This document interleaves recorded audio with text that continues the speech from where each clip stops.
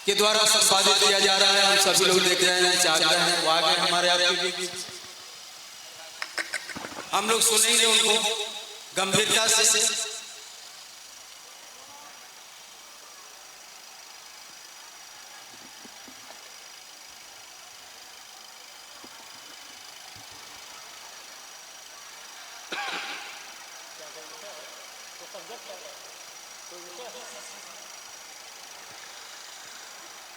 अपने गुरु महादेव साहब, दीदी और यहाँ उपस्थित तमाम गुरु भाई गुरु बहनों को मेरा प्रणाम।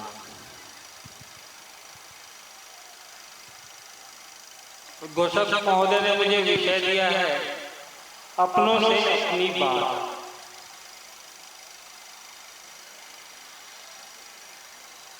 तो अपनी तो पूरी सृष्टि है, क्योंकि सृष्टि महादेव की बनाई हुई है और हम और आप महादेव की ही बात करते हैं,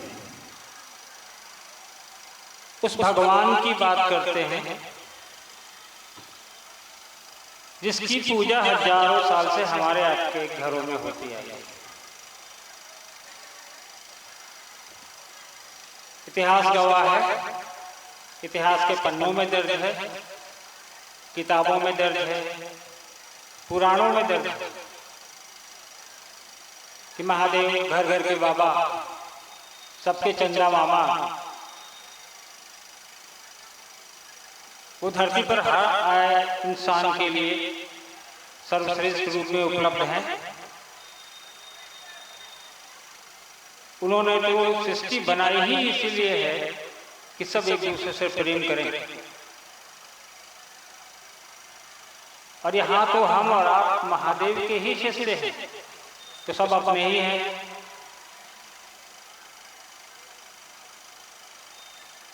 लेकिन यहाँ उपस्थित इतने बड़े जनसमूह को देखकर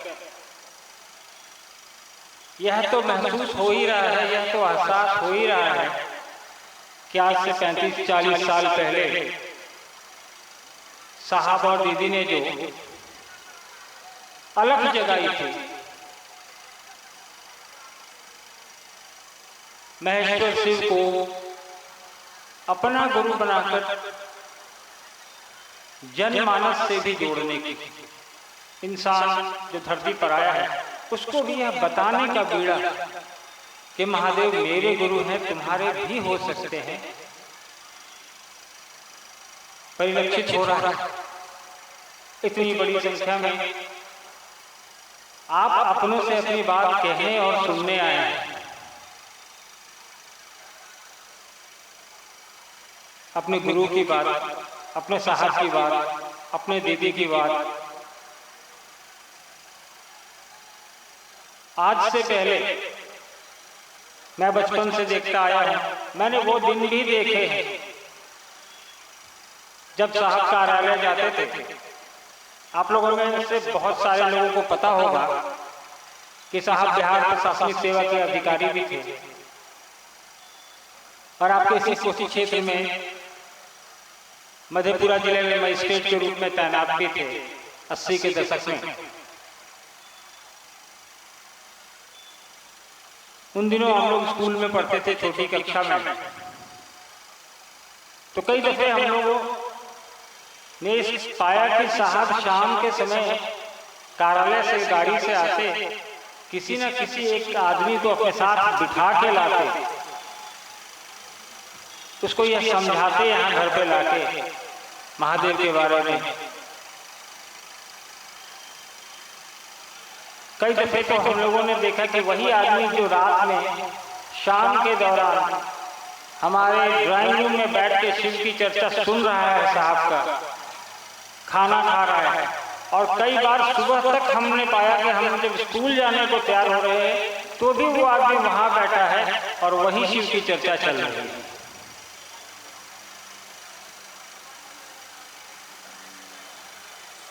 तो ये हमारा आपका जो स्नेह है, हमारा आपका जो साहब ने जो एक उल्लास, उमंग जो हमारे आपके अंदर पैदा किया, अपने गुरु के प्रति एक जुनून जो पैदा किया, एक जज्बा जो पैदा किया, वो साहब की एक दिन का की मेहनत नहीं है। ईमानदारी से बताएं हम और आप कि हम में से कितने लोग आज से पहले या जब भी हमने अपने शिव को अपना गुरु बनाया उसके पहले से जानते थे कि शिव जगत गुरु होते हैं। कितने लोग जानते थे कि शिव जगत गुरु होते हैं? मैं तो नहीं जानता था। मुझे लगता है यहाँ उपस्थित में से कई क्या ज्यादातर को नहीं पता होगा कि शिव गुरु का भी काम करते हैं। किताबों में लिखा है, किताबों में तो बहुत कुछ लिखा है। साहब के कहने पे शिव को गुरु आप उपस्थित लोगों में से कितने लोगों ने बनाया? मेरी समझ में सारे लोगों ने बनाया होगा। हमारी आपकी नजर में हमें रास्ता दिखाने वाला, हमें शिव के गुरु स्वरूप की ओर ले चलने वाला एक ही शख्स है।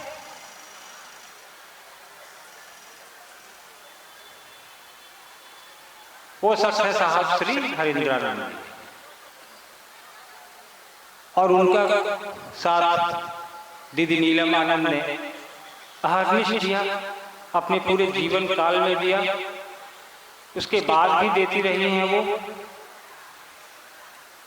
इस बात से इत्तेफाक हम लोगों ने कभी नहीं किया कि एक अधिकारी, एक जमींदार की बेटी, इन लोगों को क्या जरूरत पड़ गई कि शिव के गुरु स्वरूप को जन जन तक पहुंचाने का बीड़ा इन्होंने उठाया। कभी सोचते तो होंगे आप लोग क्या के लिए हरिनाथ साहब को क्या हो, क्या कर रहे हैं? आप जी को पकड़ के अपना पैसा लगा के, अपना खाना खिला के, अपनी गाड़ी में बिठा के ये समझाना कि महादेव गुरु का काम करते हैं। भाई ये एक तरीका है, मान लो तुम्हारा कल्याण होगा।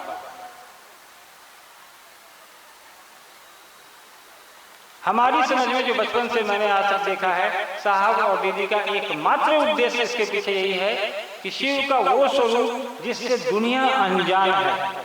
शिव के तो हजारों नाम हैं, स्वरूप कई एक हैं, हम आप भी इन्हीं के अंश हैं।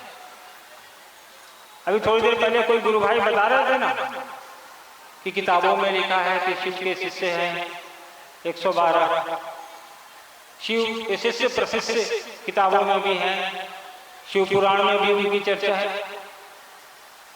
लेकिन वो चर्चा उन किताबों से बाहर निकल के नहीं आई, हम तक आप तक नहीं पहुंच पाई। क्यों? इसके पीछे कोई ना कोई कारण तो होगा। जबकि भगवान के रूप में वो सर्वसुलभ है, हर इंसान के लिए वो उपलब्ध है, हर इंसान उनकी पूजा कर सकता है। तो भाई गुरु के रूप में वो इतने स्थापित क्यों नहीं हुए? इतने बड़े बड़े शिव के शिष्य हुए किताबों में, उन्होंने लोगों तक ये बात क्यों नहीं पहुंचाई कि मैं उनका शिष्य हूं, आप भी बन सकते हैं?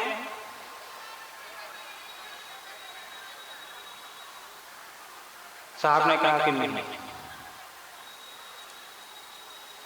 उनके 3 सूत्र की जो प्रक्रिया है पाने की और लोगों तक पहुंचाने की, वो आपने सुना कई एक लोगों ने कहा है, पहले भी कहा होगा, उस पर नहीं जाऊंगा मैं, क्योंकि वही एकमात्र 3 सूत्र है जो हमारे आपके लिए साध्य है, वो हम और आप कर सकते हैं। साहब ने आसान सी चीजें हम लोगों को बता दी, कि इसको करो और करके देखो। वो हमेशा कहते थे कि हमारे पास उपलब्ध है, सबसे बड़ा गुरु हमारे पास उपलब्ध है और वो भी निःशुल्क, तो हम इधर उधर क्यों जाएं, वहीं चलते हैं।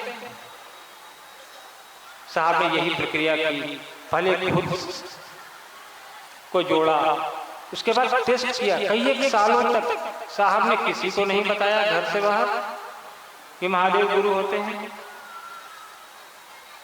जब उनको अनुभूति हुई तब जाकर उन्होंने कहना शुरू किया लोगों को। मधेपुरा जिले में तो कई दफे जब साहब लोगों को कहते थे, लोग कह देते थे कि अरे महादेव तो गुरु है ही, इसमें नया क्या बता रहा है। बात सही है गुरु, लेकिन आपके हैं कि नहीं है ये मायने रखता है, मेरे हैं कि नहीं ये मायने रखता है। आवश्यक है अपना बनाने की, अपना संबंध जोड़ेंगे हम और आप उनसे, तभी परिणाम आएंगे। हे शिव, आप मेरे गुरु हैं। इन सूत्र में एक सूत्र ये भी है ना कि आप मेरे गुरु हैं। हम कहते हैं मेरे, मतलब हम और आप अपना समझ रहे हैं, इसको बोल रहे हैं कि आप मेरे हैं, हम पे दया करिए। तो ये अपनापन का भाव, ये जब तक विकसित नहीं होगा, आगे के दोनों सूत्र भी किसी काम के नहीं होंगे। तो अपनापन का भाव विकसित करेंगे तो अपने लोग आपको मिलेंगे। महादेव का शिष्य वैसे भी उसके लिए पूरी दुनिया अपनी है। कहा जाता है कि गुरु अपने चेला को अपने जैसा बनाता है। अगर आप दारा सिंह के पास जाते हैं तो वो आपको क्रिकेट खेलना नहीं सिखाएगा, वो कुश्ती लड़ना ही सिखाएगा, यानी वो अपने जैसा बनाएगा। तो महादेव का चेला अगर महादेव को अपना गुरु मानता है तो गुरु अपना कार्य करेगा, वो शिष्य को अपने जैसा बनाता है। साहब ने पहले भी कई चर्चाओं में कहा है, YouTube पे या कहीं कहीं उनकी चर्चा है, आप लोग सुनिएगा और सुन के उसको ध्यान से समझने का प्रयास करिएगा कि साहब क्या कह रहे हैं। हम लोग आते हैं, सुनते हैं, घर चले जाते हैं और फिर वही पुरानी जिंदगी बन जाते हैं जिससे हमारा आप निकलना ही नहीं चाहते थे। सांसारिकता जरूरी है क्योंकि हमारा आप संसार में रहते हैं, लेकिन साहब ने कहा कि 24 घंटा में से थोड़ा समय निकाल के शिव की परिधि में रहना सीखिए। अभी जैसे हम और आप शिव की परिधि में बैठे हैं, आप मेरे से पूछ रहे हैं या मेरे से बता रहे हैं, महादेव की बात हो रही है, अपने गुरु की बात हो रही है, तो दिमाग में महादेव चल रहा है, यही परिधि है। और अब अगर यहां भी नहीं चल रहा है तो जरूरत है हमको आपको इस पर चिंतन करने की, मनन करने की,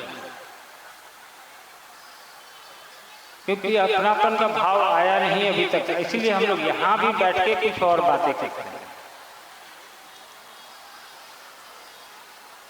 तो जरूरत है प्रयास करने की। साहब ने हमेशा कहा कि शिव के शिष्य अगर गुजरे सड़क से तो लोग देख के कह रहे कि देखो ये महादेव का चेला जा रहा है। आजकल लोगों में क्या एक प्रचलन हो गया है, देखो ये शिव चर्चा वाले जा रहे हैं। ये शिव चर्चा क्या है? शिव चर्चा क्या है? शिव की चर्चा आप कर रहे हैं और कोई गुण हमारे आपके अंदर आया ही नहीं।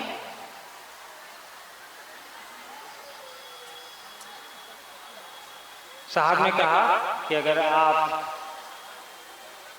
अपना भाव संप्रेषित करेंगे उनको तो गुरु अपना काम करेगा, और गुरु काम करता है तभी आप और हम यहाँ बैठे हैं। इस गर्मी में भी हजारों लोग यहाँ बैठे हैं, परेशान हैं, पसीने से सर्वतर है, लेकिन गुरु की बात करने, गुरु की बात सुनने के लिए यहाँ उपलब्ध है। तो हमको आपको चाहिए कि साहब और दीदी की जो हमसे आपसे अपेक्षा है, जो आकांक्षा है, उस पर हम खरे उतरें। उस भगवान की, उस जगत गुरु की गुरु स्वरूप में स्थापना के निमित्त हमने आपने जो संकल्प लिया है साहब के माध्यम से, उस संकल्प को आगे बढ़ाने के लिए हम सब चलें। लेकिन उसके पहले अपने अंदर भी ये संकल्प जागृत करें कि मुझे वैसा ही बनना है जैसा गुरु बनाना चाहता है। गर्मी ज्यादा है, समय ज्यादा नहीं लूंगा। बरखा दीदी आप लोगों के बीच बैठी हैं, आपसे बात करेंगे वो, लेकिन इस उम्मीद के साथ आप लोगों से बात को समाप्त करना चाहूंगा कि साहब की अपेक्षा और साहब की उम्मीदों वाला शिव शिष्य बनकर दिखाना है हम लोगों को। भीड़ इकट्ठी करना साहब का कभी मकसद नहीं रहा। एक शायरी है या कविता है कि भीड़ इकट्ठी करना मेरा मकसद ही नहीं। मकसद नहीं उनका, सूरत भी नहीं, सीरत भी बदलनी चाहिए। मतलब कि चेहरा बदलने से कोई लाभ नहीं है, अंदर से बदलना होगा। भीड़ तो हम लोगों ने 5-5 लाख 8-8 लाख की देखी है। तो भीड़ के साथ, भीड़ में बुरी बात नहीं है, लेकिन जिस मकसद की ये भीड़ है उस मकसद में कामयाब हो, इस उम्मीद के साथ आप सभी से अगली मुलाकात कहीं बेहतर जगह पर हो, बेहतर स्थिति में हो, बेहतर परिस्थिति में हो। आप सभी को मेरा प्रणाम है। धन्यवाद। प्रणाम।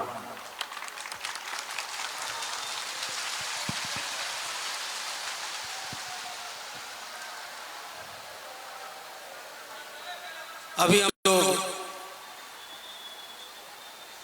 अर्चित भैया को सुन रहे थे, उनकी बातों को साहब दीदी का सौगात समझकर लेकर जाना है। सूरत नहीं, हमारी सीरत बदलनी चाहिए, यानी दिल से आवाज उठनी चाहिए कि हे शिव आप मेरे गुरु हैं, साहब दीदी आप आशीर्वाद दीजिए, ये दिल से निकल जाए। आइए एक और भजन सुनते हैं, उसके बाद हम लोग सुनेंगे दीदी बरखानंद जी को। जिसके पहले हम गुरु भाई चंदन जी से आग्रह करते हैं दुआएं, और एक भजन हम लोग को सुनाएंगे।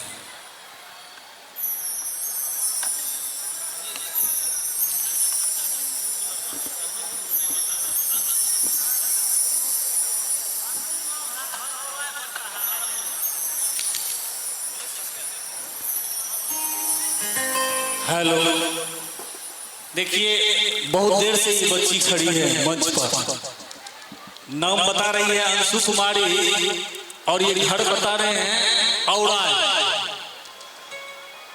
आवाज सुन रहे हैं। एक बच्चा और है, क्या नाम है बाबू?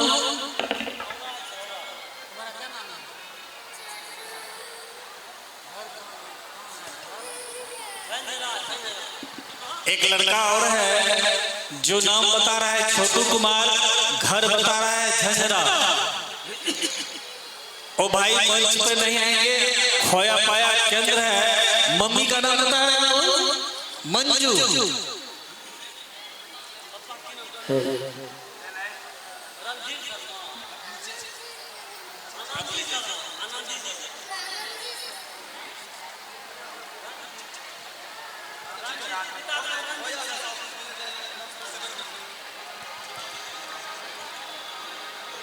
एक खोया पाया केंद्र है वहां पर, वहां से बच्चे को रिसीव करेंगे। जो लोग सुन रहे हैं इस बात को, ये बच्चे को ले जाए खोया पाया केंद्र पर से। Hello deliver, hello hello hello.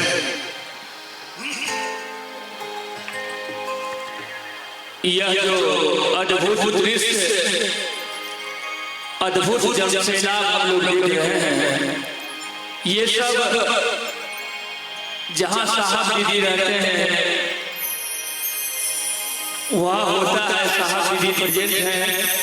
तो आइए प्यारा सा भजन है, इस भजन में साहब दीदी, अनु भैया, बरखा दीदी एवं समस्त गुरु भाई के लिए स्वागत का भाव छुपा हुआ है।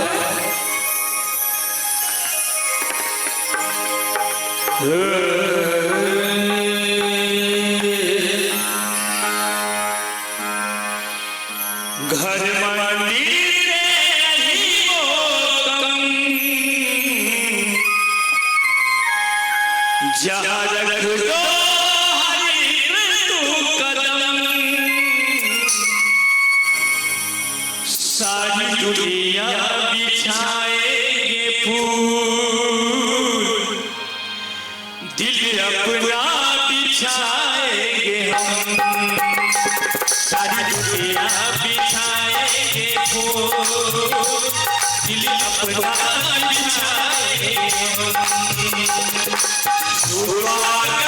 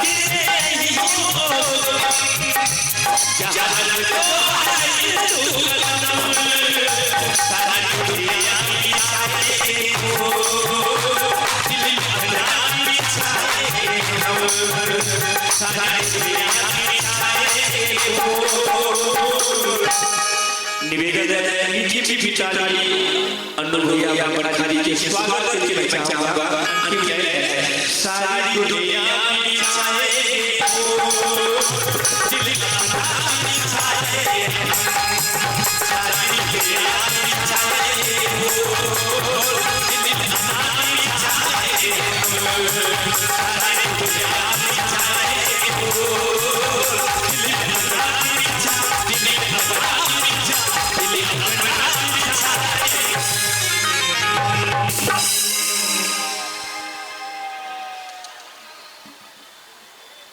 अब हम लोग उस दीदी बरखानंद जी को सुनेंगे जो साहब दीदी के गिरस्त कुल की ज्येष्ठ कुलवधू हैं और उस कुल का जो सबसे खूबसूरत रंग है वह शिव भाव का रंग, शिव गुरु का रंग, और उस रंग में रंगने का संकल्प साहब दीदी ने लिया है और रंग भी रहे हैं। वो उस संकल्प को अपना संकल्प समझकर आज जन जन से मिल रही हैं, मिलती रहेंगी। दीदी बरखानंद जी बिल्कुल तन्मयता से वो उपवन हो या बाहर हो, साहब श्री दीदी माँ से मिलने वाले लोग जो भी हैं सबको संबल,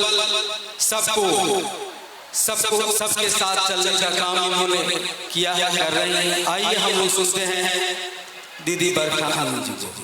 विषय है आओ चले शिव की ओर। कुछ जिज्ञासाएं आई हैं इनके लिए शिव गुरु से जुड़ी हुई, उसका भी समाधान सुनेंगे हम लोग।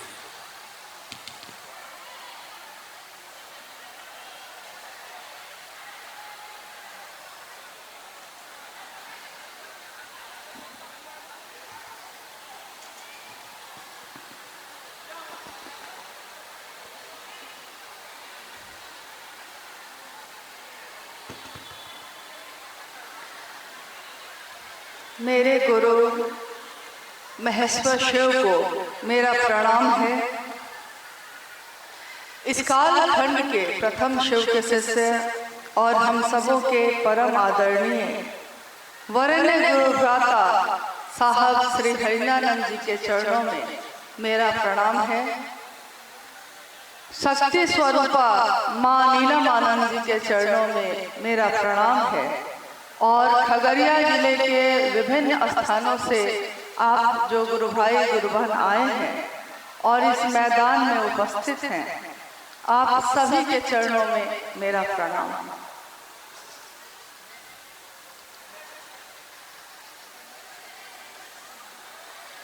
हम सब यहाँ जो इकट्ठे हुए हैं आज एक शिव गुरु महोत्सव का आयोजन है और इस आयोजन में हम भी आए, आप भी आए। मेरे गुरु भी शिव हैं, आपके गुरु भी शिव हैं। और ये शिव शिष्यता की बात इस काल खंड में नई आ गई है ऐसा नहीं है। हजारों वर्षों से घर घर में शिव की पूजा होती आई है। पूजा का अर्थ होता है कि मेरे जो आराध्य हैं, मैं जिसकी पूजा करती हूँ, मेरे जीवन में, मेरे मन में, मेरी बोली में भी वो दिखना चाहिए। लेकिन हजारों वर्षों की पूजा के बाद भी ये परिणाम हमारे आपके जीवन में नहीं उतर पाया। कारण मात्र एक रहा कि शरीर से तो हम साथ रहते रहे, शरीर से तो पूजा पद्धति का पालन करते रहे, लेकिन मन से जरा भी नजदीक नहीं हो पाए। शिव के मंदिरों में भीड़ लगती रही। हमारे घर के पूजा घर में हम घंटों बैठकर मंत्र का जप करते रहे, शिवलिंग पे जल चढ़ाते रहे, फूल पत्ती चढ़ाते रहे, उपवास करते रहे। लेकिन हमारी चाहत बस इतनी ही होती थी कि मेरा परिवार अच्छा रहे, मेरे बच्चे अच्छे रहें, सब कुछ अच्छा हो। इसके अलावा मेरे भी इस जीवन की कोई यात्रा है, मेरा जन्म जो हुआ है इस धरती पे, इसके पीछे कोई कारण है। हमने इस पे कभी भी सोचा ही नहीं। कभी दिमाग में ये नहीं आया कि हर व्यक्ति जो इस धरती पे जन्म लेता है उसका एक जीवन होता है और उसके जीवन को जीने का एक उद्देश्य होता है, एक मकसद होता है। न वैसा गुरु मिला, न वैसा सानिध्य मिला। लेकिन देखिए, आज कभी कभी ऐसा होता है कि कोई कहता है, जब हम शिव की बात करते हैं, शिव को गुरु बनाने की बात कहते हैं, शिव का शिष्य बनने की बात कहते हैं, तो कुछ वैसे लोग मिल जाते हैं जो कहते हैं कि ये बात किसने कही आपको। हम लोगों के मुंह से निकल जाता है कि साहब हरिंदर नंद जी जो है, साहब हरिंद्रानंद जी की वाणी है ये, उन्होंने ये बात कही है।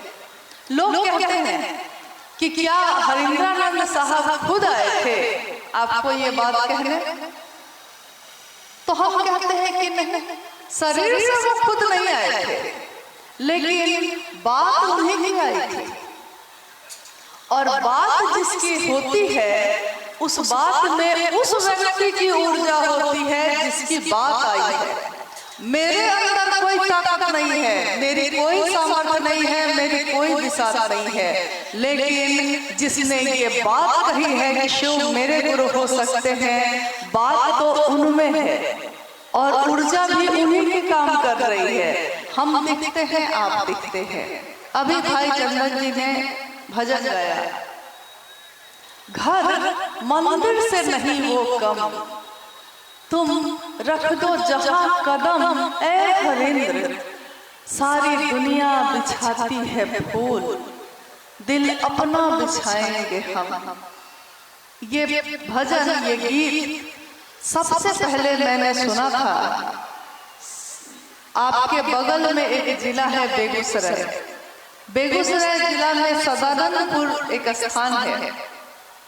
साहब और माँ लीला मानंद जी के साथ मैं आई थी उसमें, और शिव गुरु संगोष्ठी का आयोजन हुआ था। उस समय 2 दिन का आयोजन होता था।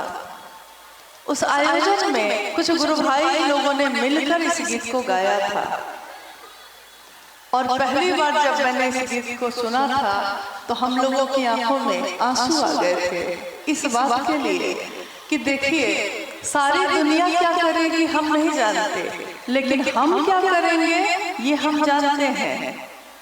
सारी दुनिया फूल तोड़ती है और न्योछावर कर देती है, भेंट कर देती है।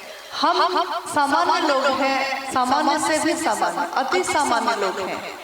हमारे पास फूल न हो तो हम अपना दिल ही बिछा देते हैं।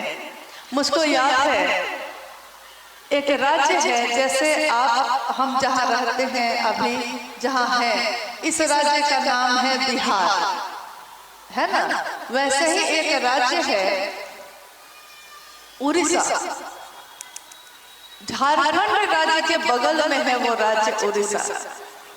एक गुरु बहन जो अब शरीर में नहीं है, लेकिन कुछ वर्ष पूर्व जब वो शरीर में थी, हम लोग गुरु कार्य के कारण उड़ीसा जा रहे थे। उस गुरु बहन ने बहुत अनुरोध किया कि आप उसी रास्ते से जाइएगा, भोजन मेरे यहाँ करिएगा।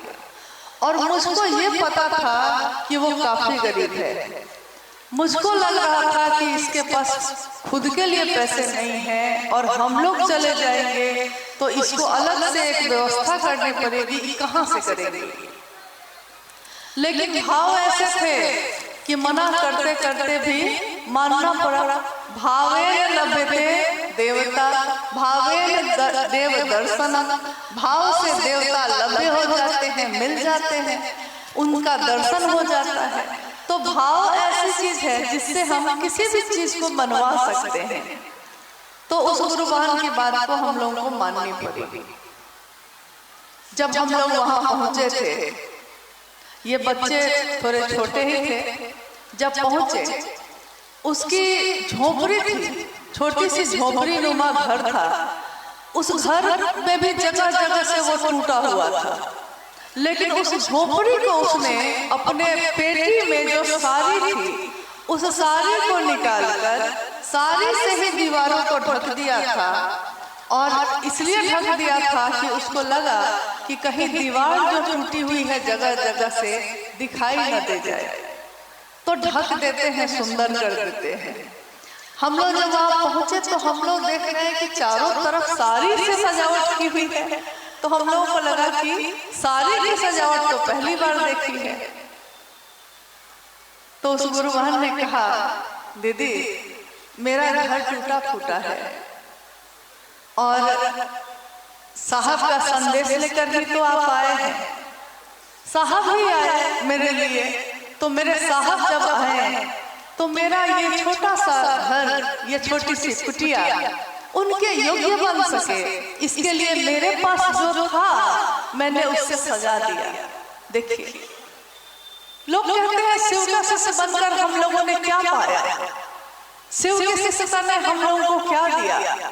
शिव के शिष्यता ने हमारे अंदर सोए हुए इंसान को जगा दिया।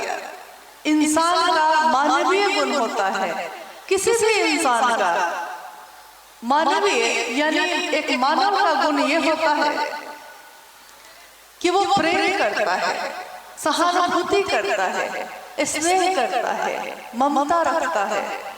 मानव का गुण नफरत करना नहीं होता, मानव का गुण जलन और ईर्ष्या करना नहीं है, ये मानव का गुण नहीं है। इसीलिए इसको तामसिक गुण कहा गया।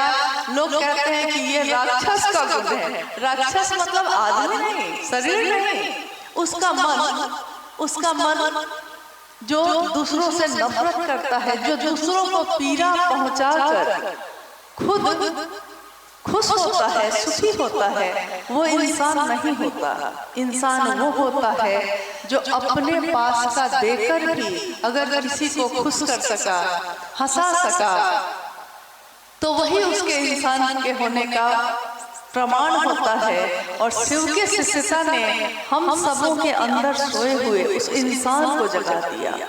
जिस दिन हम लोगों ने अपने नाम की घोषणा की, साहब कहते हैं कि याद कीजिए उस दिन को जिस दिन हमने और आपने शिव को अपना गुरु बनाया था। कितना सुंदर मन था हमारा, कितने अच्छे मन से माना था हम लोगों ने। किसी ने कहा था कि शिव को कहने अपना गुरु बनाते हैं, दुख है, कष्ट है, कोई रास्ता नहीं दिख रहा है, महादेव को गुरु बना लीजिए ना। किसी ने कहा, कोई माध्यम बन के आया था, बात लेकिन साहब हरिनानंद जी की ही लेकर आया था। और मेरे मन ने, आपके मन ने इस बात को स्वीकार किया। हमारे मन में कहा, एक विचार आया, एक विचार उतर गया कि शिव मेरे गुरु हैं। सामने वाले ने कहा कि शिव को गुरु बनाकर 3 सूत्र करिएगा। 3 सूत्र करते हैं हम, बोलते भी हैं।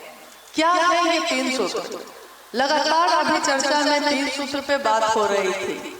मेरी अनुभूति है कि तीनों सूत्र अपने गुरु शिव को दक्षिणा देने का सबसे सुंदर साधन है।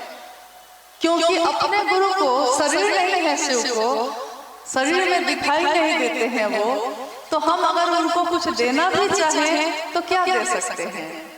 जल देते हैं, उन्हीं का है, फूल देते हैं, उन्हीं का है, फल चढ़ाते हैं, उन्हीं का है, बेलपत्र चढ़ाते हैं, उन्हीं का है। हमने नहीं पैदा किया है, उन्हीं ने पैदा किया। तेरा तुझको अर्पण क्या लगे मेरा, मेरा तो कुछ भी नहीं है उसमें। लेकिन एक इंसान होने के नाते उस महादेव ने हमको जीवन दिया है, सांसें दी है, सांस चलती है। कोई मेरा आपका कितना भी अपना हो, लेकिन मेरी सांस को एक सांस भी वो नहीं बढ़ा सकता मेरी। जब तक वो शिव नहीं चाहे मेरी सांस नहीं बढ़ेगी। जितना तय है, जितनी चाबी भरी गई है, उतना ही चलेगा। यानी ईश्वर के सिवा, शिव के सिवा हमारा आपका अपना यहाँ कोई नहीं है। दिखते सब हैं, लेकिन होते बहुत कम, नहीं के बराबर।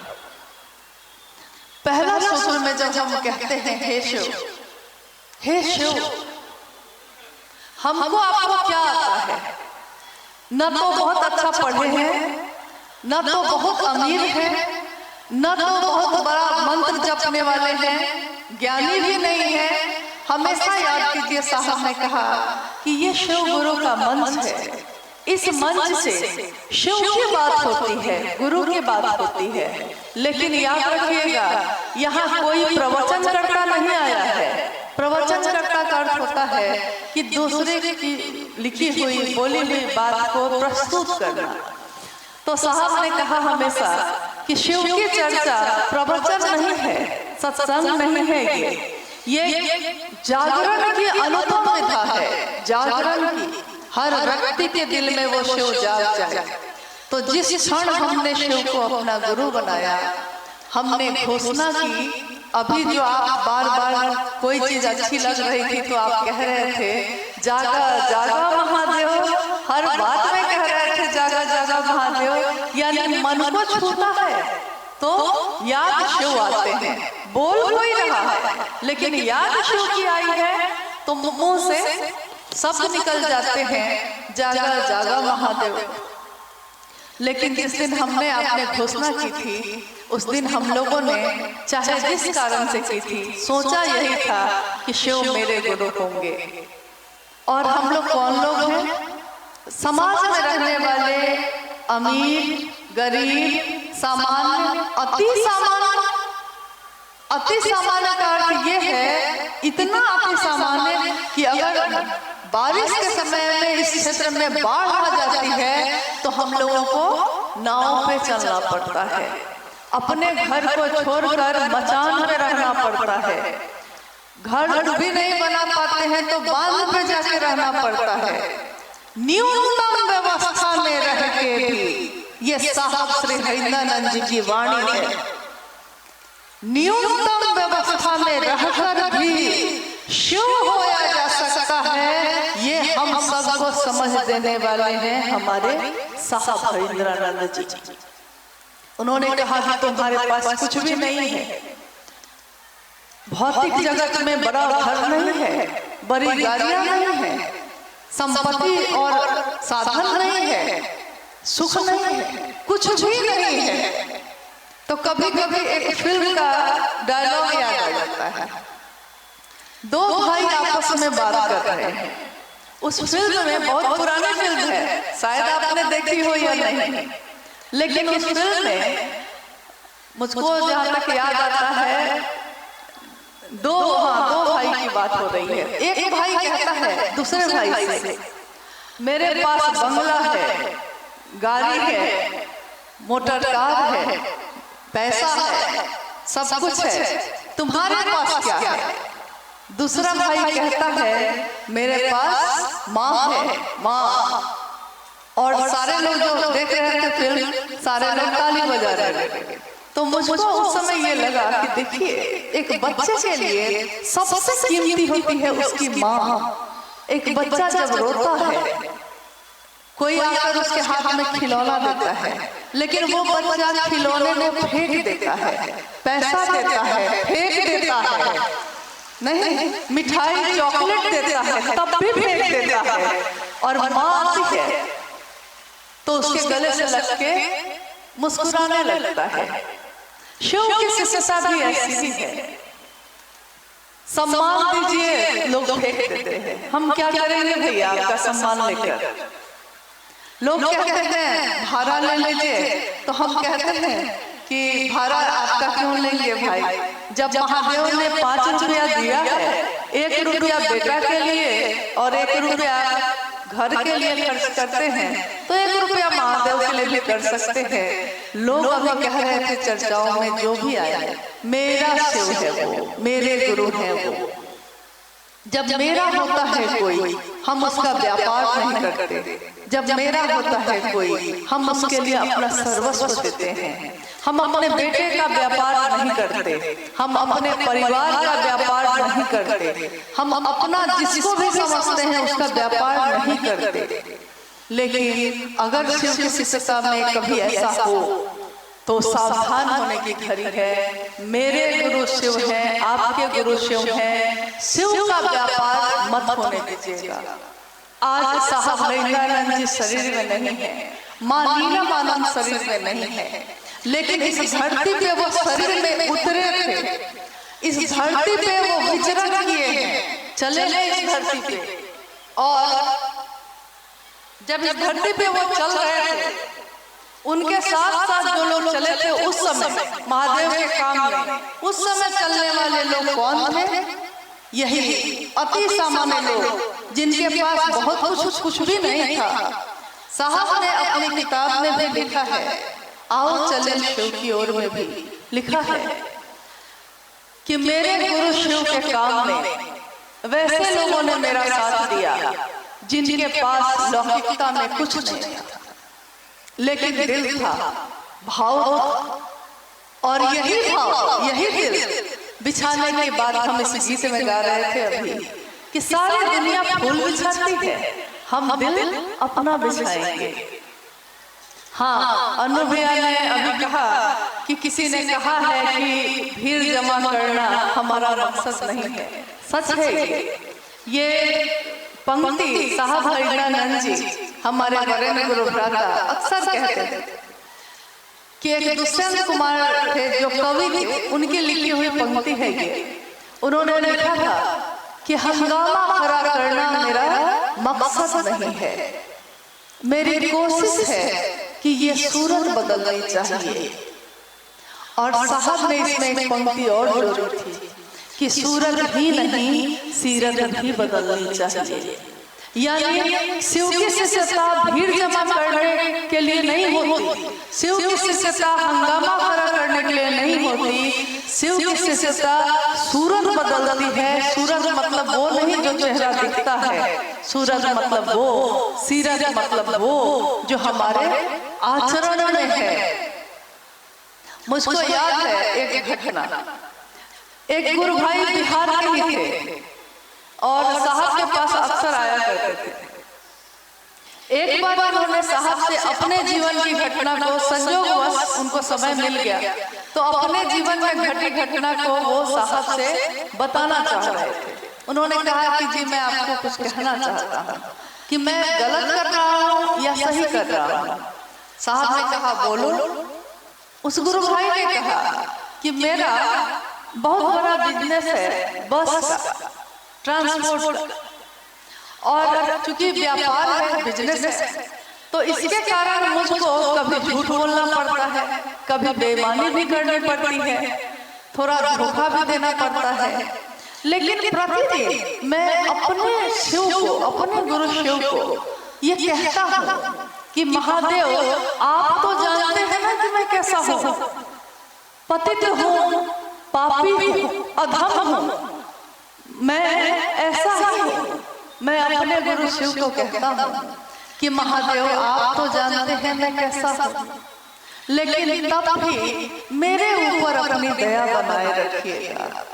और साहब लोग कहते हैं कि ये इतना बदमाश आदमी है लेकिन इसकी तरक्की कैसे होती है। साहब ने कहा कि कम से कम एक जगह तुम ईमानदार हो, और वो अपने गुरु के सामने, अपने शिव के सामने अपनी कुरूपता और अपनी खूबसूरती लेकर अपने गुरु के सामने हम खड़े होते हैं तो वो गुरु हमारी कुरूपता को भी, हमारे अंदर के अपराध को भी, हमारे अंदर के पतित आचरण को भी सुधार लेते हैं।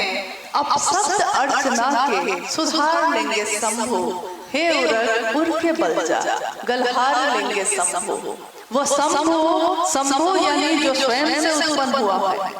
शंभु अगर उसके पास सांप भी जाता है, लेकिन टेढ़ा चलने वाला सांप की प्रवृत्ति होती है कि हमेशा वो टेढ़ा चलता है।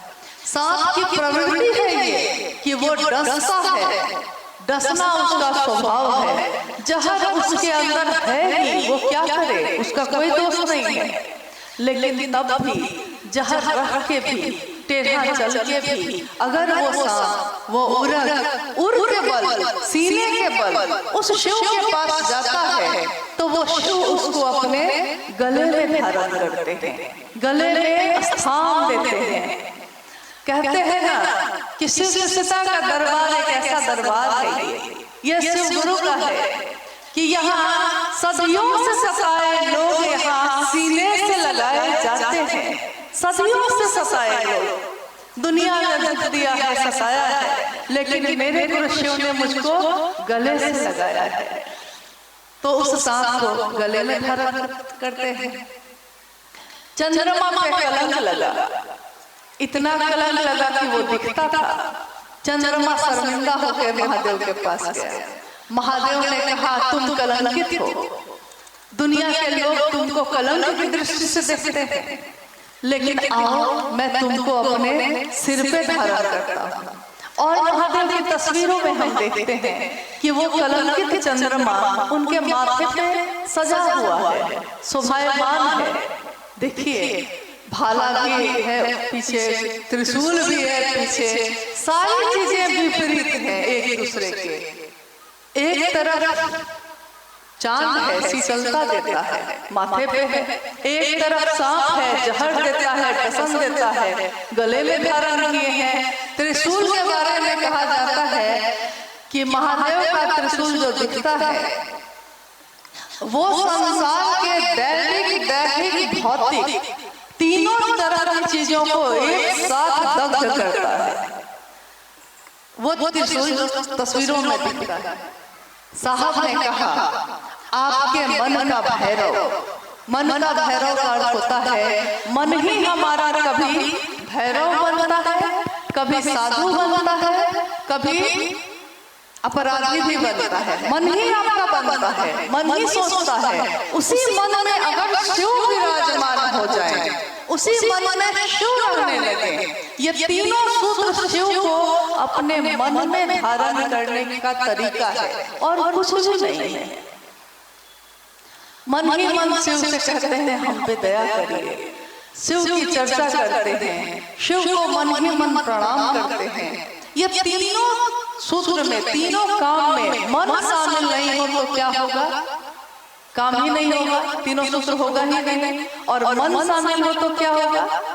मेरे मन में अब शिव भारी हो जाएंगे, महादेव भारी हो जाएंगे, जगत के रिश्ते हल्के हो जाते हैं।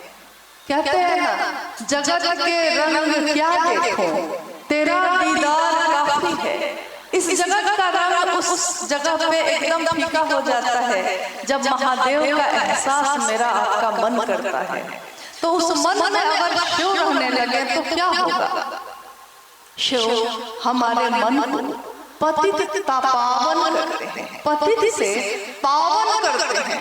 यानी कि मेरे मन की खराबियों को अपने आप, हमारे मन की संकीर्णता को अपने आप तिरोहित कर देते हैं। जैसे कपूर हम लोग रखते हैं ना, पूजा में जो कपूर जलाते हैं, कपूर को ऐसे रख दीजिए तो थोड़ी देर बाद देखिएगा कि वो पूरा का पूरा उड़ गया, दिखाई नहीं दे रहा है। यानी अपने आप उड़ गया, आपने उसके लिए कोई प्रयास नहीं किया, हवा में घुल गया। शिव की शिष्यता ने हम सबको जाति, धर्म, संप्रदाय, वर्ण, अमीर गरीब का भेद सबसे परे किया है। इसीलिए शिव की शिष्यता को कहा जाता है कि शिव की शिष्यता जाति, धर्म, संप्रदाय, लिंग, वर्ण से परे की बात है। ये साहब की वाणी है।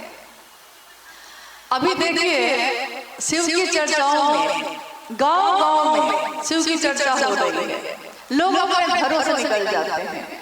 कितनी जगह ऐसी स्थिति थी पहले, जब हम लोगों ने शिव को गुरु नहीं बनाया था, स्थिति ये थी कि घर से बाहर निकलना मना था, सिर पे आंचल उठाना मना था, किसी के सामने आना मना था, न बाहर जा सकते थे, न किसी से मिल सकते थे, न कोई बात कर सकते थे। लेकिन आज तक इतने प्राचीन समय से भारत देश का इतिहास रहा है, कितने आंदोलन हुए, कितनी क्रांति हुई, लेकिन कभी भी महिला और पुरुष का संतुलन नहीं हो सका समाज में।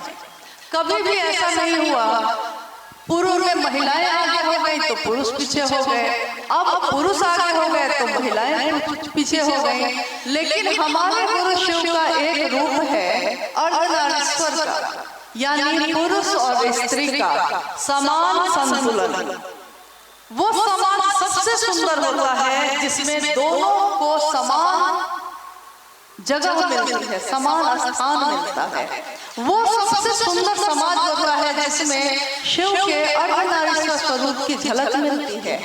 लेकिन ये झलक हमको आपको खुद से नहीं होती। जब तक मन नहीं बदलेगा ये समाज नहीं बदल सकता। इसलिए ये विधा शिव की शिष्यता की, ये आह्वान शिव के सच्चिदानंद जी का कि आइए भगवान शिव को अपना गुरु बनाते हैं। शिव जन जन के गुरु हैं, आओ चले शिव की ओर। ये आह्वान है शिव के सच्चिदानंद जी का, जिन्होंने कुछ वर्ष पूर्व ये बात रांची में उस समय कही थी जब एक संगोष्ठी हो रही थी और साहब मंच से नीचे उतरने लगे। उन्होंने कहा, वहां उपस्थित लोगों से कहा कि क्या आप लोगों को कुछ कहना है मुझसे? तो सारे लोग चुप थे, किसी ने कुछ नहीं कहा। साहब ने कहा कि लेकिन मुझको कहना है, आओ चले शिव की ओर। बस इतना एक शब्द कहा उन्होंने और वो उतर कर फिर लौट कर उपवन घर में आ गए। जब हम लोग वापस लौटे तो हम लोगों ने साहब से कहा कि ये बात आपने अचानक कही है, इससे पहले तो कभी ये वाक्य नहीं कहा था आपने। साहब ने कहा कि जब मैंने शिव की शिष्यता शुरू की थी, मैंने लोगों से कहा कि मैंने परीक्षा की है कि गुरु शिव है, क्योंकि आपने सुना है ना शिव शिष्यता की पृष्ठभूमि में 1974 में एक व्यक्ति जिनका नाम हरिंद्रानंद था, उन्होंने शिव को अपना गुरु बनाया 1974 में। और उसके बाद तब तक वो फिर डिप्टी कलेक्टर हो गए। और साहब कहते हैं कि एक डिप्टी कलेक्टर को क्या जरूरत पड़ गई कि वो गली गली गांव गांव घूमकर शिव की बात करने लगा। आराम से वो अपने कार्यालय में बैठता, आराम से अपने सुख को भोगता, जीवन को जीता। पैसा है, पावर है, सुविधाएं हैं, क्या जरूरत है गांव गांव घूमने की। लेकिन उन्होंने कहा कि जब मैंने शिव को अपना गुरु माना तो मुझको लगा कि ये गुरु सिर्फ नाम के नहीं है, काम के हैं, परिणामदायी है। यानी मेरे जीवन में परिणाम उतरा। मैं तो इतना भटक रहा था, मुझको एक मंजिल मिली। और अगर मंजिल हमको आपको मिल जाए तो हम रास्ता भी खोज लेते हैं और साधन भी अपने पास ले आते हैं, लेकिन मंजिल भी पता नहीं हो तब क्या करें। जैसे हम लोग कहते हैं ना कि शिव को गुरु माना है हमने, किस लिए माना है ये कभी सोचा है आपने? क्योंकि अपने जीवन के हर काम के बारे में हम सोचते हैं कि हम ये काम कर तो रहे हैं, लेकिन इस काम की मंजिल क्या है, इसका परिणाम क्या है, इसका रिजल्ट क्या है। शिव को गुरु मानने का रिजल्ट है शिव में मिल जाना। हमारी आपकी मंजिल एक है, शिव। मंजिल है भगवान शिव स्वयं, यानी वो शिव स्वयं ही मंजिल है, वहीं तक पहुंचना है। रास्ते में बहुत सुंदर सुंदर जंगल है, फूल है, घाटियां हैं, लेकिन शिव का शेष गड्ढे भी है। लेकिन शिव का शेष गड्ढों को भी देखते हुए गुजर जाता है, बाजार को देखते हुए भी गुजर जाता है, और खूबसूरत फूलों को देखते हुए भी गुजर जाता है। जिंदगी हमारी अगर कीचड़ है, जिंदगी हमारी कीचड़ है, ये क्या इसलिए कह रही हूँ कि कीचड़ मतलब कि वो कीचड़ नहीं, एक तुलना की जाती है। लेकिन अब मान लीजिए खगड़िया जिले की बात करें, बहुत जिले हैं जो बहुत तरक्की कर चुके हैं, लेकिन खगड़िया जिला हर साल, ये पूरा कोसी का क्षेत्र हर साल बाढ़ के कारण इतना तबाह होता है कि वो चाहकर भी तरक्की नहीं कर पाता। लेकिन सोचिए कि अगर जीवन यही है हमारा, स्वीकार किया हमने, यही जीवन है हमारा, लेकिन इस कीचड़ में भी अगर कमल खिलता है तो दुनिया कमल को देखती है, कीचड़ को नहीं।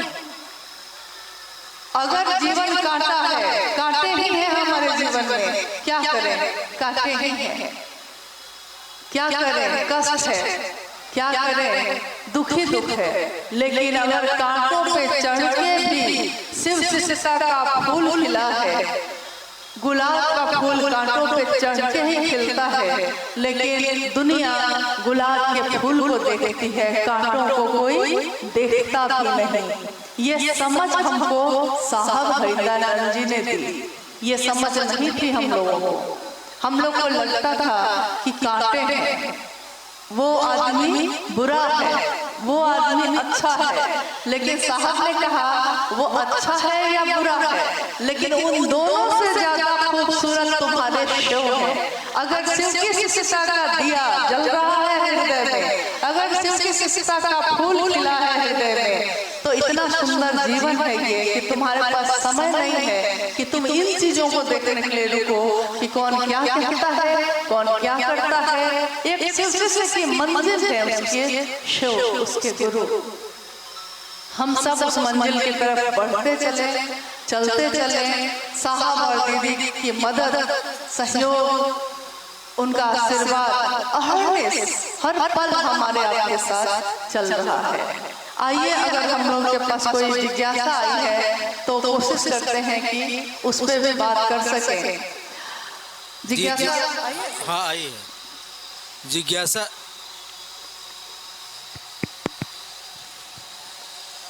हेलो हेलो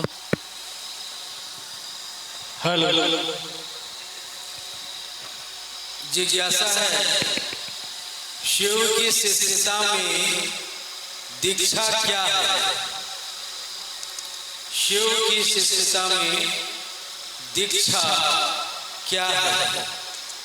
शिव की शिष्यता में दीक्षा क्या है? क्योंकि सामान्यतः जब कोई गुरु और शिष्य की बात करता है तो दुनिया के लोग, समाज के लोग कहते हैं कि दीक्षा लिए हैं आप, यानी गुरुमुख हुए हैं। दीक्षा देना मतलब हम लोग समझते रहे हैं आज तक, हमारे इस समय में जो जी रहे हैं उससे पूर्व तक हम समझते थे कि दीक्षा का अर्थ होता है कि गुरु जी कान में कोई मंत्र देंगे और कहेंगे कि ये मंत्र सिर्फ तुम्हारे लिए है, किसी और को मत कहना। अभी तक तो यही होता था कि शरीरधारी गुरु कोई हो, चाहे वो गुरु हो या सदगुरु श्रेणी के भी हो, तब भी वो कहते हैं कि ये मंत्र है गुरु का, दे रहा हूँ तुमको, लेकिन ये सिर्फ तुम्हारे लिए है, तुम्हारे कल्याण के लिए है, दूसरे को बताना भी नहीं है। पूरा जीवन वो अपने मंत्र को दूसरे को बताने की हिम्मत भी नहीं करता है। देखिए, शरीरधारी गुरु और शिष्य परंपरा में तो ये हो सकता है, लेकिन जगत गुरु शिव की परंपरा में, जगत गुरु शिव को जब हम अपना गुरु बनाते हैं तो वो शिव शरीर में नहीं है, लेकिन उन्होंने साहब हरिनंदन जी के माध्यम से हवा के झोंके के साथ नमः शिवाय मंत्र दिया है। और बगल में जो जिला है मधेपुरा, वहां जो एक घटना घटी थी, उस समय घटित हुई थी कि सिंहेश्वर मंदिर में साहब जब वहां मजिस्ट्रेट के रूप में पोस्टेड थे, उनकी नियुक्ति थी, उस समय हुआ क्या था? कुछ भी और नहीं हुआ था। बस हुआ ये था कि साहब उस समय तक महादेव महादेव पढ़ने लगे थे। 1974 में शिव को गुरु बनाए थे और 1982 में जब मधेपुरा में थे वो, तो कमरे से बाहर महादेव की बात चर्चा थोड़ी थोड़ी होने लगी थी। महादेव महादेव करने लगे थे वो। उनके कार्यालय में जो पदाधिकारी थे वो कहते थे उनको, देखिए समाज में अगर कोई अचानक से महादेव महादेव कर रहा है तो ऐसे लोग कहते हैं कि महादेव की पूजा ही सब कष्टों से निवारण करती है। कोई ज्योतिष, कोई पंडित कहेगा कि अगर कष्ट नहीं कम हो रहा है तो महामृत्युंजय जप करिए, ऐसे सब कहेंगे। लेकिन जब कोई महादेव महादेव करने लगा तो क्या हुआ उस समय साहब के साथ? उनके कार्यालय, ऑफिस के लोग उनका मजाक उड़ाते थे। लोग कहते थे, जब साहब कार्यालय जाते थे तो उनको कहते थे कि क्या हरिंद्रानंद जी, आपके महादेव का क्या हाल है? तो साहब को बड़ा बुरा लगता था कि देखिए मैं कौन खराब बात करता हूँ, महादेव महादेव ही तो करता हूँ और अपने ऑफिस का काम भी करता हूँ। ऐसा तो है नहीं कि मजिस्ट्रेट हूँ तो काम नहीं करता हूँ, काम तो करता ही हूँ। 10 से 6 वो सिर्फ सरकारी काम नहीं करते थे। और उससे पहले के मेरे जीवन में या उस शाम के बाद के जीवन में अगर मैं महादेव महादेव कहता हूँ तो ये लोग मेरा मजाक क्यों उड़ा रहे हैं। तो उन्होंने अपने गुरु शिव को ये मन से संप्रेषण किया कि देखिए मैं आपका नाम लेता हूँ तो लोग मेरा मजाक उड़ाते हैं, कहते हैं क्या हरिंद्रानंद जी आपके महादेव कैसे हैं। आवाज ने उत्तर दिया, आकाशवाणी उस उत्तर से उत्तर आया कि ये क्या कम है कि कोई तुमसे मेरा हाल पूछता है। कौन पूछता है किससे हाल? क्योंकि वो समझता है कि उसके नजदीक का जो आदमी है उसी से पूछता है। नहीं, जब हम लोग रांची में रह रहे हैं तो आप जब साहब के बारे में पूछना चाहते थे तो आप उस जगह पे साहब के आसपास कौन लोग रहते हैं उन्हीं से पूछते थे। जिसके बारे में होगा कि वो उनके नजदीक रह रहा है उसी से पूछते हैं। तो शिव के नजदीक तुमको लोग समझ रहे हैं तभी ना तुमसे मेरा हाल पूछते हैं। साहब ने कहा मेरा मन शांत हो गया। लेकिन उनके घर में उस समय चमत्कारी घटनाएं होने लगी थी। साहब के घर में हुआ ये था, चढ़ाया जाता था पूजा घर में तो प्रसाद चढ़ जाता था, ग्रहण हो जाता था। मिठाइयाँ जो रहती थी वो कम हो जाती थी, कभी बढ़ जाती थी, कभी वो मिठाइयाँ उसमें शामिल हो जाती थी जिसको चढ़ाया ही नहीं गया है।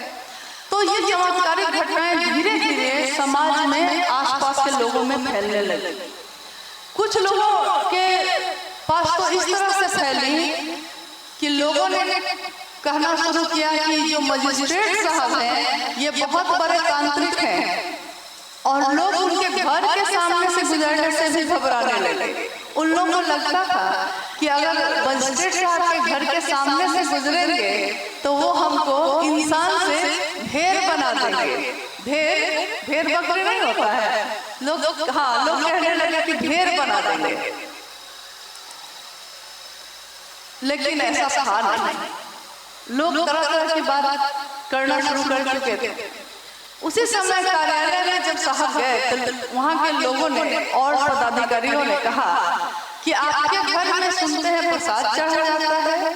साहब ने कहा मैंने तो नहीं कहा आपको। उन लोगों ने कहा कि नहीं सुने हैं, हम लोगों को लगता है ना हरिंद्रानंद जी कि प्रेत खाते होंगे प्रसाद। साहब ने कहा कि अब मुझको क्या पता कौन खाता है, लेकिन मैं चढ़ाता तो महादेव के लिए हूँ तो ग्रहण हो जाता है। पदाधिकारियों ने कहा कि अगर आप में ताकत है, आपको इतना सामर्थ्य है और महादेव महादेव करते ही हैं आप, तो चलिए सिंहेश्वर मंदिर में प्रसाद चढ़ा कर दिखाइए। साहब ने कहा कि क्यों, सिंहेश्वर मंदिर में प्रेत नहीं खा लेगा? जब मेरे घर में प्रेत खा रहा है आप लोग कह रहे हैं तो मंदिर में भी प्रेत खा सकता है। उन लोगों ने कहा कि नहीं, सिंहेश्वर मंदिर ऋषि श्रृंगी के द्वारा स्थापित मंदिर है, वहां पे कोई भूत प्रेत नहीं जा सकता। देखिए घटना आपने बहुत बार सुनी होगी, बहुत चर्चाओं में सुनी होगी कि बाद में फिर साहब के साथ सारे लोग चल दिए, पूरे समाज के लोग जुटने लगे, पंडित पुरोहित जुटने लगे और मां नीलमानंद जी को रास्ते में साहब ने अपने साथ लिया और अरुणा होटल जो है वहां से मधेपुरा में, वहां से रसगुल्ले खरीदे गए, थाल में सजाए गए। मंदिर में जब साहब पहुंचे, पहला सूत्र हमारा जो है दया मांगना, उस घटना का ही प्रतिरूप है। क्योंकि उस समय साहब ने कहा कि मुझको कुछ नहीं आता था, पूर्व में मैंने बहुत कुछ किया था लेकिन सब छोड़ चुका था।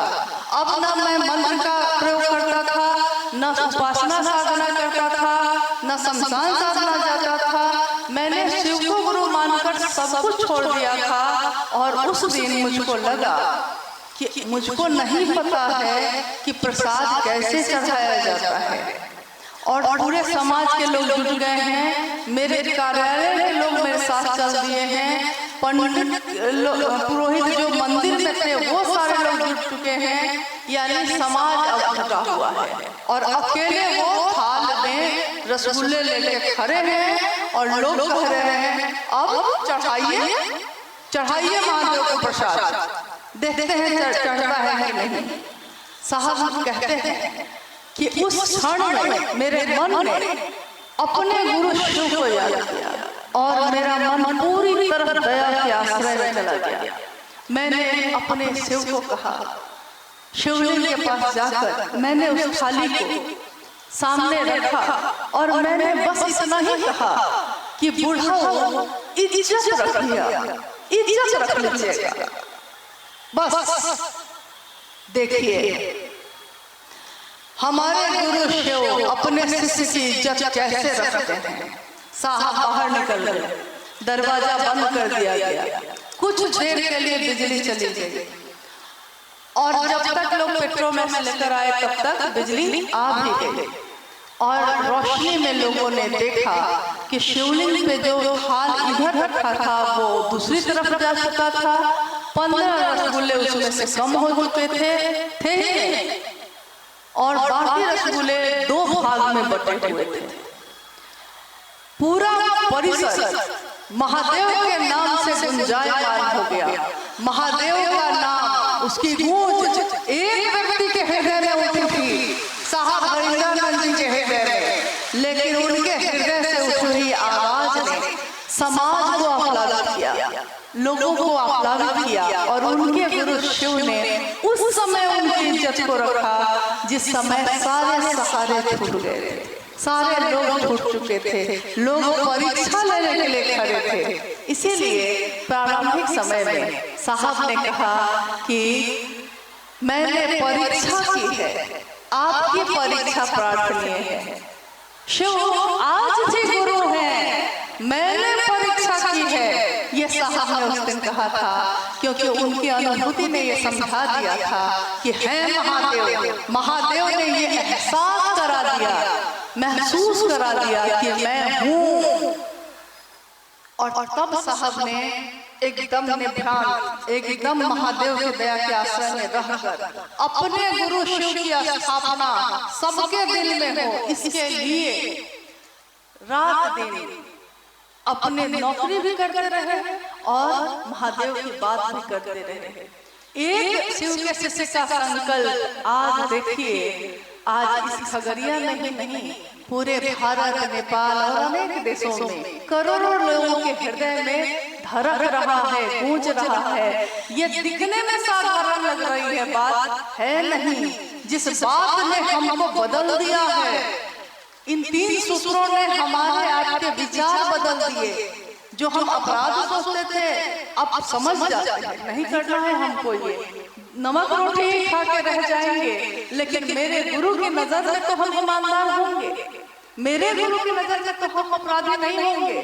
कोई नहीं देख रहा है, लेकिन मेरे गुरु तो देखते हैं कि मैं क्या कर रहा हूँ। और शिष्य वही होता है जो अपने गुरु का नाम रोशन करता है, कलंकित नहीं करता।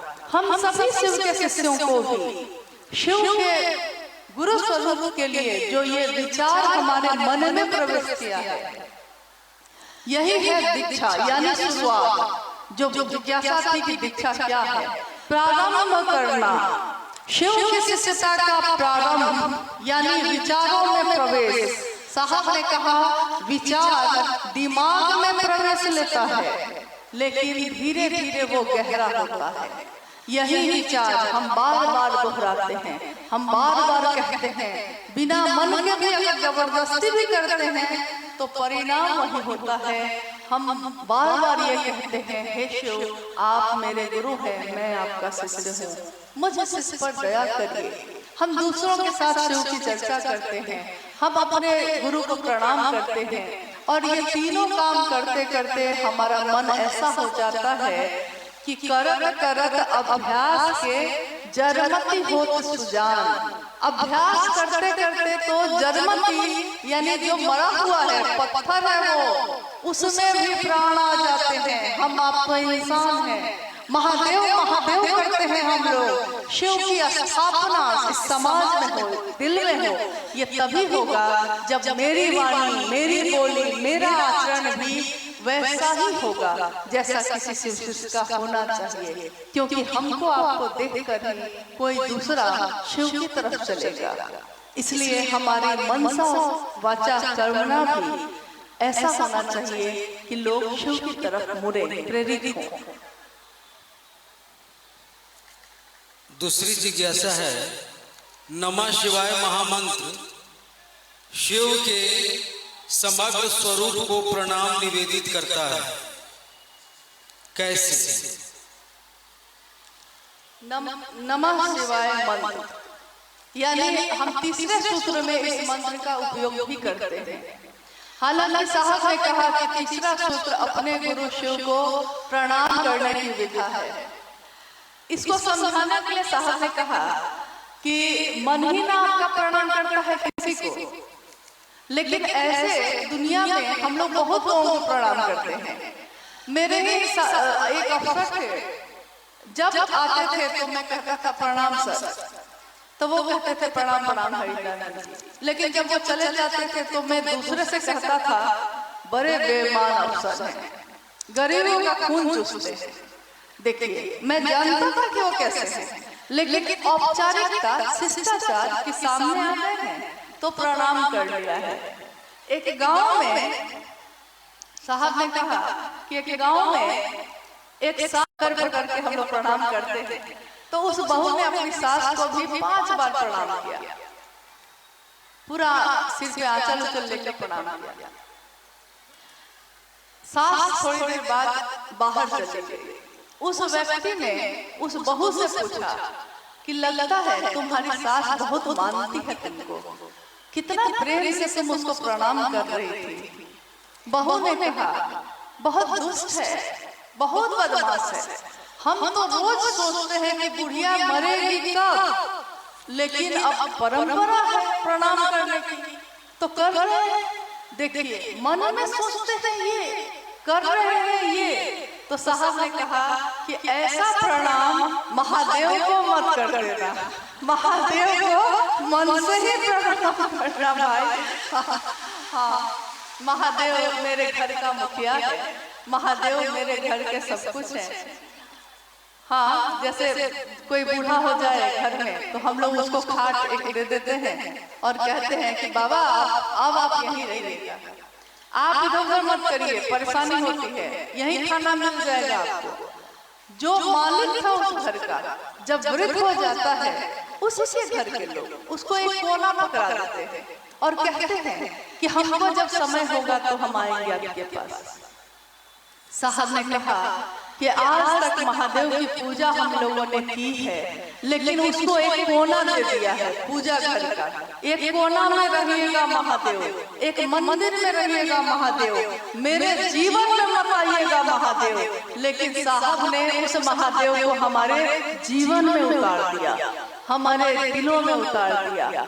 हम सुबह जगते हैं तो हमको महादेव की याद रहती है। हम भले देखने में लगते हैं हम लोग कि कोई चाय बना रहा है, कोई घर साफ कर रहा है, कोई दुकान खोल के बैठा है, देखने में लग रहा है कि सांसारिक काम कर रहा है, देखने में सांसारिक काम लग रहा है, लेकिन उसका मनन कर रहा है पल प्रति पल अपने गुरु को कि कब ये दुकान बंद करने का समय होगा तो चर्चा में जाएंगे। दुकान पे कोई आ गया है तो कब उससे सिर्फ चर्चा कर ले। घर का काम जल्दी जल्दी बना के खाना बना के रख देना है इसलिए कि शिव चर्चा में जा सके। देखिए, जिसकी सुबह होती है महादेव से, जिसकी रात होती है महादेव से, और जिसकी नींद में भी वो शिव अवस्थित है, वही ऋषि है, वही साधु है। तो गृहस्थ आश्रम में रह के भी अगर हमारा आपका मन शिव से जुड़ता है, ऐसी अद्भुत बात आज तक के जगत में, आज तक की दुनिया में कभी नहीं हुई कि हर व्यक्ति शिव को बना सकता है अपना, ऐसा कभी नहीं हुआ। कुछ विशेष लोग आए, कुछ ज्ञानी, कुछ ब्रह्मचारी, जिन्होंने अपने गृहस्थ आश्रम को छोड़ दिया, जिन्होंने अपना सांसारिक जीवन छोड़ दिया, वो किसी गुरु की शरण में आए। लेकिन ऐसा कभी नहीं हुआ कि गृहस्थ आश्रम में रहते हुए जीवन के तमाम दुख सुख और झंझावात को सहते हुए भी शिव मेरे गुरु हैं और हम शिव के लिए भी काम कर रहे हैं। एकदम सामान्य भावाचरण है ये, जैसे हम अपने पिता के लिए कर रहे हैं, जैसे हम अपने बेटा के लिए कर रहे हैं, जैसे हम अपने पति के लिए या पत्नी के लिए, माँ के लिए कर रहे हैं, हम अपने शिव के लिए कर रहे हैं। देखिए जीवन में उतरा हुआ सामान्य भावाचरण भी, लेकिन ये सामान्य भावाचरण अगर शिव भाव से संजात है, शिव भाव से भिंगा हुआ है, डूबा हुआ है शिव भाव से, तो समाज के लिए अनुकरणीय होता है। समाज के लोग उसका अनुकरण करते हैं, आपकी तरह वो भी बनते हैं। शिव की शिष्यता का विचार ही शिव की दीक्षा है। और गुरु की दक्षिणा में जब हम कुछ भी नहीं दे पाते तो हम इतना ही कहते हैं कि दया करिएगा महादेव। हम इतना ही करते हैं कि आपका आज तक गुणगान आपके पूजा घर में किए थे, आज दुनिया में करते हैं। कभी एक मीरा हुई थी, गली गली हरि गुण गाने लगी थी, आज करोड़ों शिव के शिष्याएं हैं और गली गली महादेव महादेव करती हैं और अपने घर को भी नहीं छोड़ा है और सुंदर बनाया है, अपने जीवन को भी नहीं छोड़ा है, अपने परिवार को नहीं छोड़ा कुछ भी नहीं, लेकिन हर चीज में शामिल कर लिया महादेव को। ये अद्भुत सी बात है। उतनी ही सुंदर जितने सुंदर शिव हैं वैसी बात। शिव शिष्यों का इहलौकिक उद्देश्य क्या है? देखिए ये जिज्ञासा थी किसी और की, लेकिन उन्होंने पास कर दिया। अभी हम लोगों ने जो बात की, शिव शिष्यों का इहलौकिक उद्देश्य क्या है? इहलौकिक का अर्थ होता है इस जगत में एकमात्र उद्देश्य क्या है, किसी एक का। जैसे कोई कहता है कि मेरा यही उद्देश्य है, कोई कहता है मेरा वो उद्देश्य है, लेकिन शिव के शिष्यों का उद्देश्य क्या है, मकसद क्या है? हम शिव की चर्चा क्यों करते हैं? हम शिव शिष्यता से लोगों को क्यों जोड़ते हैं? हम उनको क्या दे सकते हैं? क्योंकि हम तो गुरु है नहीं, आप गुरु है नहीं, तो हम क्या दे सकते हैं? और साहब शरीर में हर जगह गए नहीं हैं, लेकिन उनके विचार गए हैं, और जिसके विचार शिव से जुड़े हैं। देखिए इस बात पर बहुत गौर करिएगा। मेरे विचार को अगर हम किसी के पास पहुंचाएंगे तो वो मेरी क्षमता का परिणाम लाएगा, उतना ही असर लाएगा जितने मेरे अंदर ताकत होगी। लेकिन जिसकी इच्छा है वो और जिसके विचार हैं उसकी बात अगर उनके अनुसार पहुंचाइएगा किसी के पास, तो उसमें ताकत उनकी काम करेगी, मेरी और आपकी नहीं। ऊर्जा उनकी काम करेगी, मेरी आपकी नहीं। हम बस माध्यम होते हैं ये पहुंचाने के। शिव के शिष्यों का इहलौकिक उद्देश्य मात्र यही होता है कि वो स्वयं भी यथार्थ में सचमुच में शिव का शिष्य बने और दुनिया के लोगों को प्रेरित करे अपने मन से, अपने वचन से, अपने कर्म से, कि वो शिव की तरफ चल सके। चलिए अब 2 पल के लिए आप लोग जहाँ हैं वहाँ थोड़ा शांति से खड़े हो जाइएगा और मेरे अनुरोध को हृदय से सुनिएगा। ये शिव गुरु महोत्सव आप सबके सहयोग से आयोजित हुई। मेरे गुरु शिव की बात करने का सौभाग्य मिला, इसके लिए आप सभी का बहुत बहुत हम आभारी हैं। लेकिन शिव के शिष्य हैं हमारा, आप स्थिर से रहेंगे, जहाँ रहेंगे धीरे धीरे निकलेंगे। शहर के लोगों को पता भी नहीं चले कि शिव के शिष्य कब धीरे धीरे गुजर गए। बाहर बाजार है, लेकिन हब की न चली बात, हब की न चली बात। न तो जल्दी जल्दी चलिएगा, न तो हबक हबक के बोलिएगा, सहज ही रहिएगा, धीरे चलिएगा, सहज आराम से धीरे धीरे प्रस्थान करिएगा। किसी को कष्ट नहीं हो, किसी को धक्का धुक्की नहीं लगे, महादेव के अनुशासन में चलिएगा। शिव हमारे आपके गुरु हैं, आप सभी के चरणों में